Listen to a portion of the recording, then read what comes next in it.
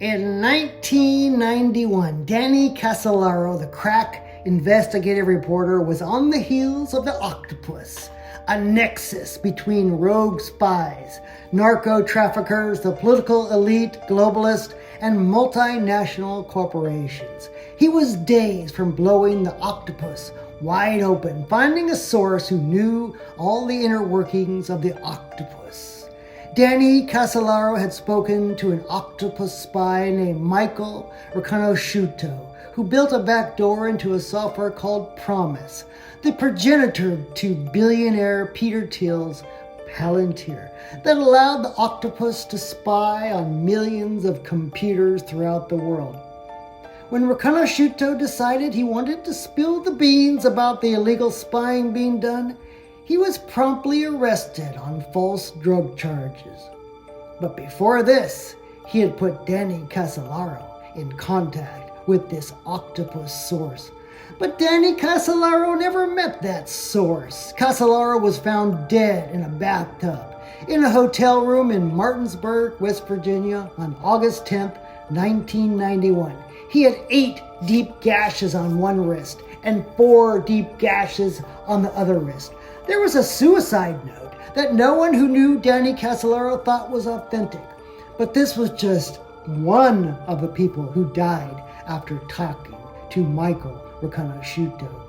Dennis Eisman, a lawyer working with Riconosciuto, was shot to death in his car in April of 1991. On June 19, 1991, Alan Michael May was murdered. They shoved enough drugs down his throat so that his heart literally exploded. During the so-called October surprise, Riconosciuto and Alan Michael May had moved $40 million in bribe money to the Iranians to hold the hostages until after the Carter-Reagan presidential election. In July of 1991, Anson Ng, who, like Danny Casolaro, was researching the octopus and had talked to Riconosciuto, was shot in the chest with a single bullet. Bang!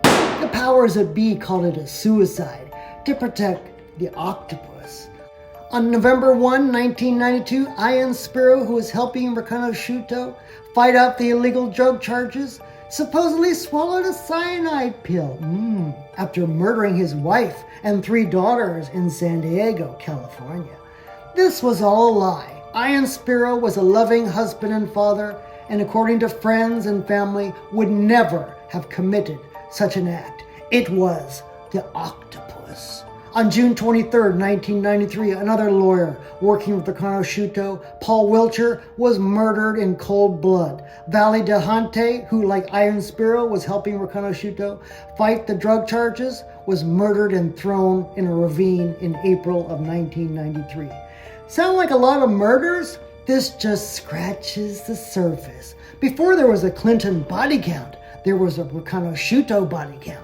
All in all, over 40. That's right, I said 40 people connected with Michael Riconosciuto were murdered. Are the killing fields quiet now? Not even close. The murders have continued up until this day. Ever heard of Jeff Thomas? They say he jumped off a high-rise building balcony, plunging to his death.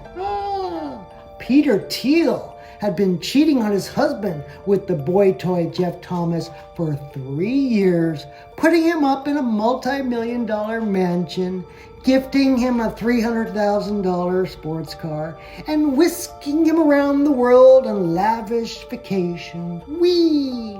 The official story is that Peter Thiel dumped Jeff Thomas, cutting him off financially, sending him into a deep depression, causing his subsequent suicide.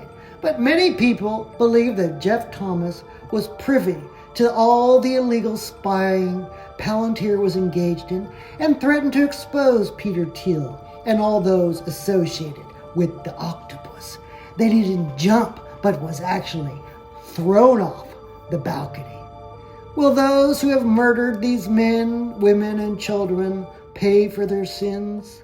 America seeks justice against these criminals, against these murderers, against these demons.